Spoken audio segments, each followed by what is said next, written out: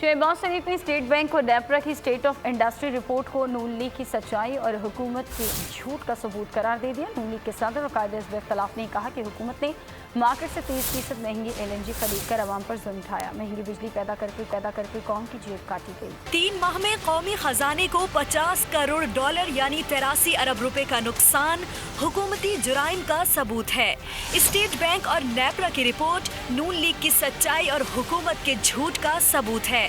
आज क्या हो रहा है, नैब को नजर नहीं आ रहा। वो 5 साल पुराने मुआहदों को खंगाल रही है। नून लीग के सदर और कायदे हिज़्ब इख्तिलाफ शहबाज शरीफ हुकूमत पर बरस पड़े। शहबाज शरीफ ने कहा कि कम पैदावारी सलाहियत और महंगी बिजली पैदा करने वाले प्लांट्स को इस्तेमाल करके अवाम के मसाइल बढ़ाए गए। फर्नेस ऑयल मंगवाने में कमी और मुल्की कोयले के इस्तेमाल से दरामद में कमी हुई। ये नवाज शरीफ के विजन की जीत है। सियासी इंतकाम से भरी हुकूमत में भी मुल्क कौम के लिए हमारी खिदमत और दयानत की गवाही आ रही है। सब्सक्राइब करें और बेल दबाएं ताकि कोई खबर रह न जाए।